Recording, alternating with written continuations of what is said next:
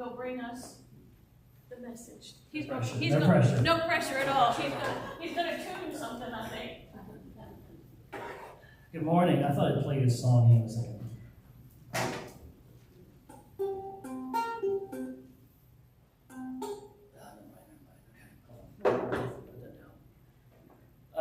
Roger, slide please. How about the next one? Please read this. When you are done reading this, I'd like you to put your thumbs up.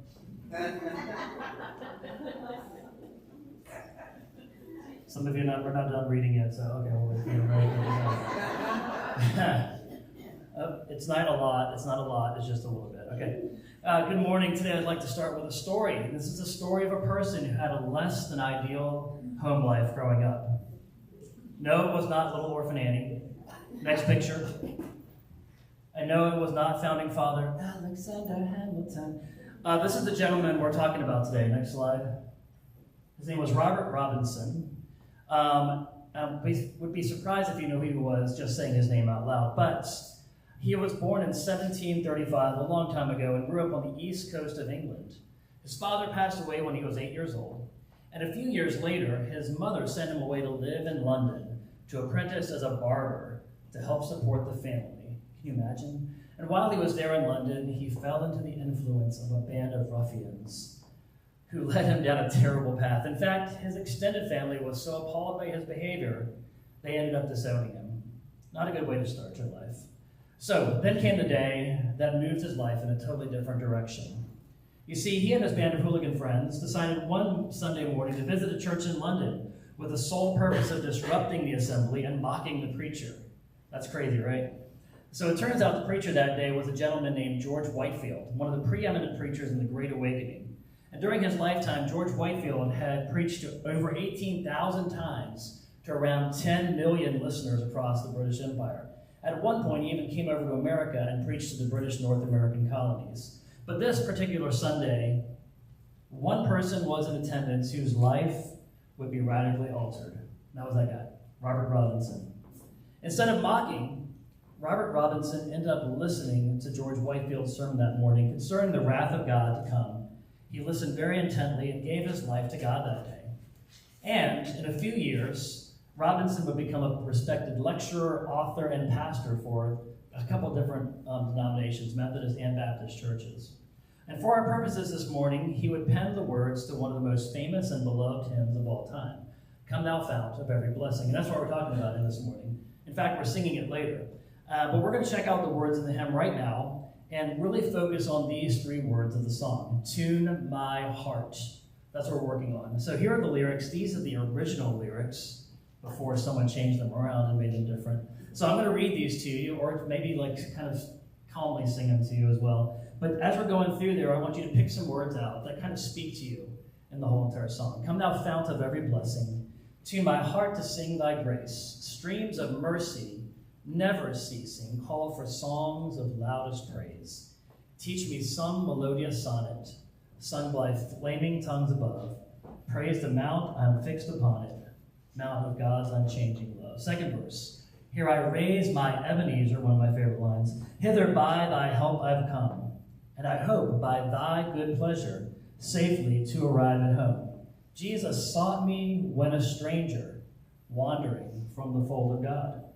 He to rescue me from danger, interpose his precious blood. You can kind of see how his life is kind of reflected in this song. Oh, to grace, how great a debtor daily I'm constrained to be.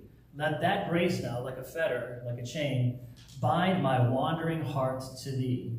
Prone to wander, Lord, I feel it. Prone to leave the God I love. Here's my heart, oh, take and seal it for thy courts above. Does it resonate with anybody else out there? Can you throw out some words of the song that you came up with that you were like, this part was really great, this spoke to me today? So this is the audience participation part of this. Mercy. Grace. Anybody else? Prone to wander. Prone to wander. Lovely. Jesus sought me.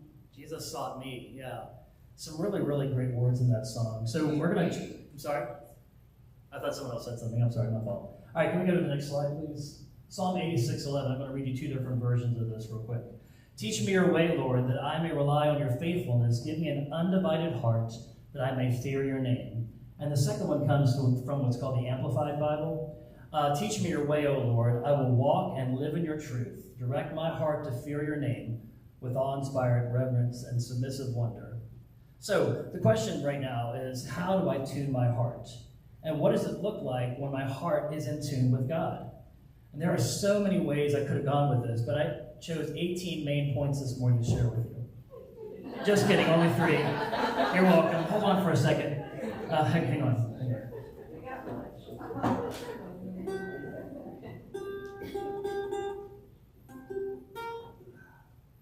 Still not working. Hang on. All right. Back to the sermon. So here are some. Let's go to the next slide. Thank you, Robin. All right. When I tune my heart, when my heart is in tune with God, I keep the main thing the main thing. So the Pharisees asked Jesus one time, which 2 commandments are the greatest? And that was a difficult question to answer because there were so many commandments the Jewish people were expected to follow. And of course, we all know how Jesus responds. Love the Lord your God with all your heart, soul, mind, and strength, and love your neighbor as yourself. It is estimated that there are several hundred different Christian denominations in the world. That's crazy, right? If you've been anywhere on social media in the past 8 to 10 years, you've seen that Christians sometimes like to fight with each other. Sometimes over kind of important things, but usually over unimportant things. But when our hearts are in tune with Jesus, we live out that love for people that Jesus exhibited. So keep the main thing the main thing. Jesus openly offered grace and mercy for everyone, including the Samaritan woman at the well, someone with no power in her community, someone so ostracized because of her sin that she had to retrieve her water in the heat of the day instead of the cool of the morning with the rest of the women. But Jesus was not intimidated or shocked or disgusted at her human brokenness. His love and grace allowed her to tune her heart back to God and become a powerful witness in her community. But not only that, but he also extended his love to the powerful people of the time, including the Roman centurion in the book of Matthew, who asked Jesus to heal his paralyzed servant. The centurion understands that Jesus can accomplish that healing with just one simple word. And Jesus goes on to say that he has never found such faith in all of Israel as he did in that centurion. Dang, that must have stung a little bit with the people that heard him. But the point is that Jesus chose to love and offer grace even to the enemy of his people.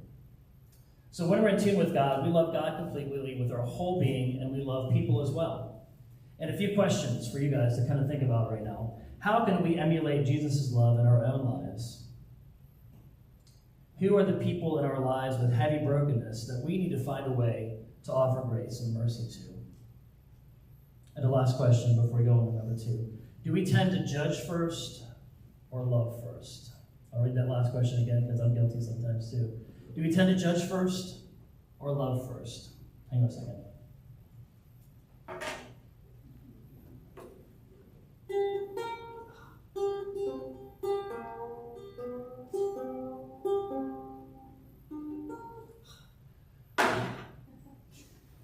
I don't know what's going to happen with that. Okay, we might get that song done eventually. All right, number 2, next slide. Thanksgiving. Is anybody hungry up there? All right, so question. What is the opposite of Thanksgiving? Well, we'll take some answers. What's the opposite of Thanksgiving? Go. Selfishness. Selfishness. Love it. What else? Ungrateful. Huh? Ungrateful. Ungratefulness, right. Anybody else? Thanks-taking. Huh? Thanks-taking. Thanks-taking.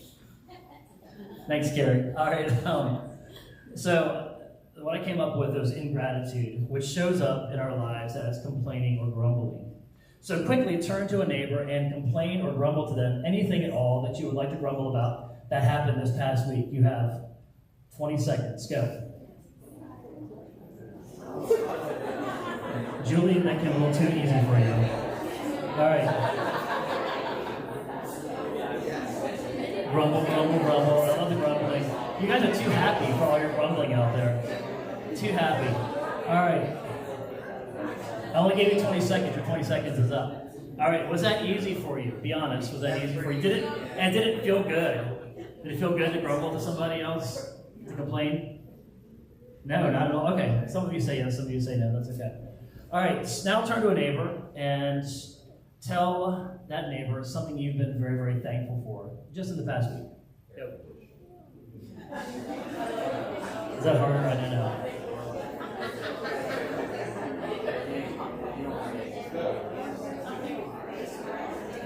Something you were thankful for this past week.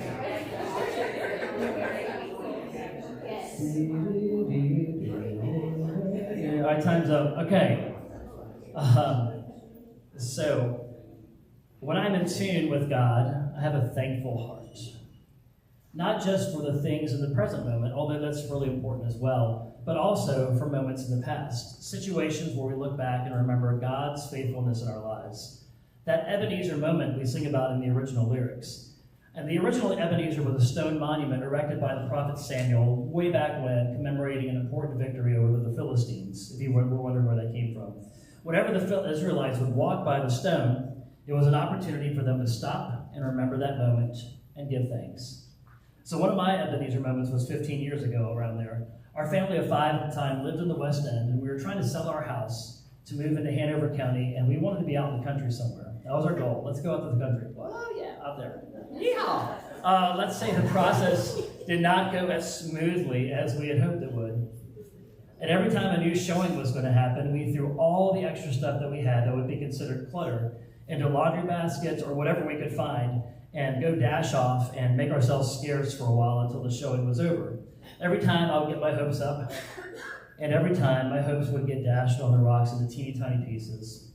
Until one day, 11 months later, thank God, our house sold. Happy, happy, joy, joy. Then came the arduous process of packing and living with Julie's parents until we found our home over in Craney, which is not too far away. And looking back, I think about all the things that might have happened if we had sold our house earlier. We would have ended up out in Rockville or someplace like that, and my commute would have been much longer to school. I wouldn't have been here and met all of you wonderful people.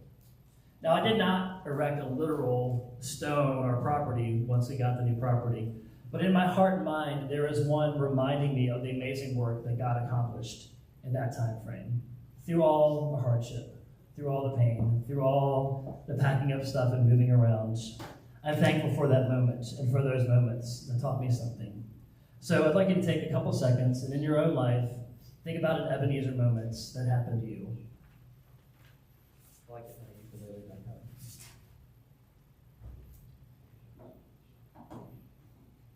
You got time.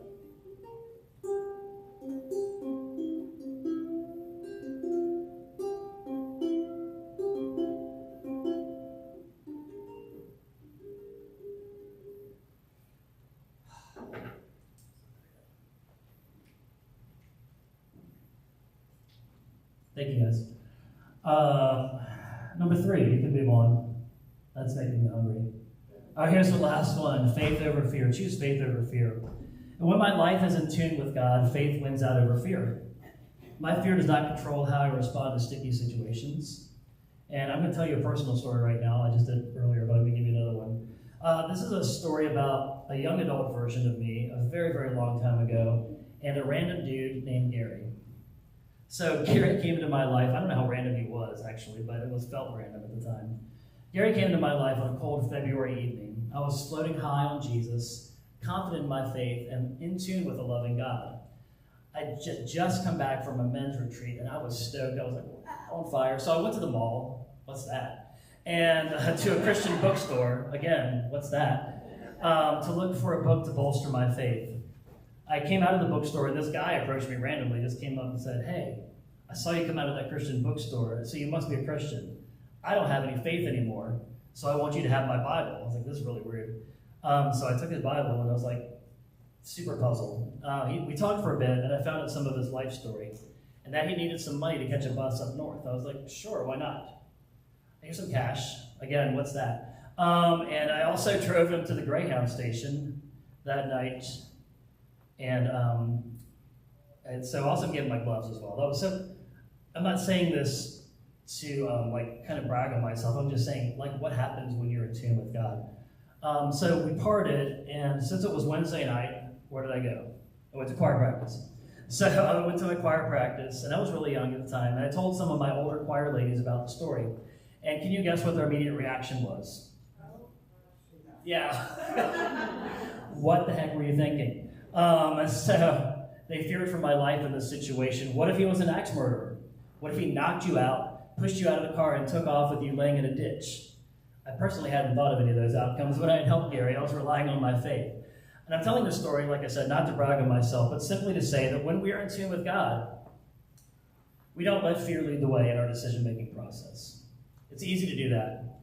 And if Daniel, my son, I'm sorry, I didn't mean to wake you up. If Daniel, my son, came to me today and told me a similar story, I would probably have a similar reaction to what those ladies had for me. So, one of my favorite verses has always been 2 Timothy 1:7. Does anybody know that verse offhand? 2 Timothy 1:7. Okay, commit it to memory. The Lord has not given me or us a spirit of fear, but of power and of love and of a sound mind. I'm going to read that one more time. The Lord has not given us a spirit of fear, but of power and of love and of a sound mind. So in your own life, was there ever a time when you let faith win over fear?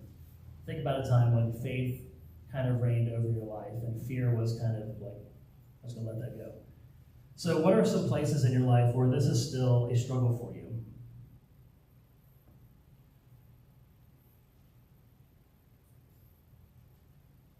All right, back to Robert Robinson's story.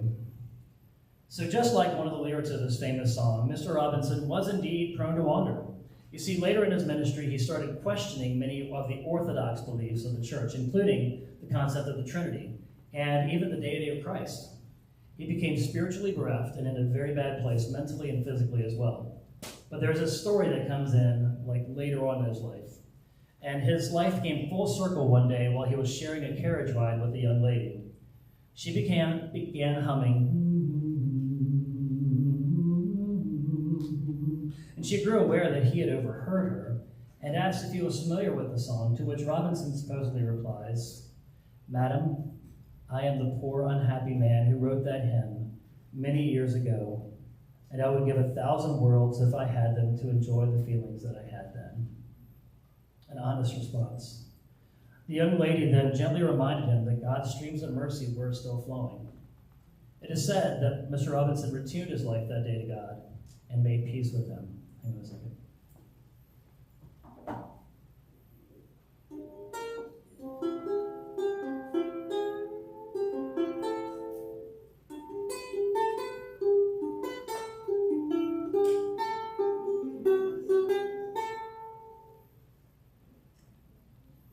Finally. So if you're here today and you're feeling like a little out of tune, like my ukulele was at the beginning, with the God of the universe, and maybe you're feeling even a little unworthy of God's grace, know that in the hands of the Master, He will help tune your heart once again to sing God's grace if you allow Him to work in you. Let's pray together. Benevolent God, creator of the stars in the sky, the sun, the moon, the mountains, and the sea, help us to know and understand today that our lives are also part of your big, beautiful creation story. Help us to tune our lives to your will, to open ourselves to what you would have for us today. God, give us courage in the midst of fear and thanksgiving when we prefer to grumble. Help us to keep the main thing, the main thing. Grant us peace for each new day. In Jesus' name, amen.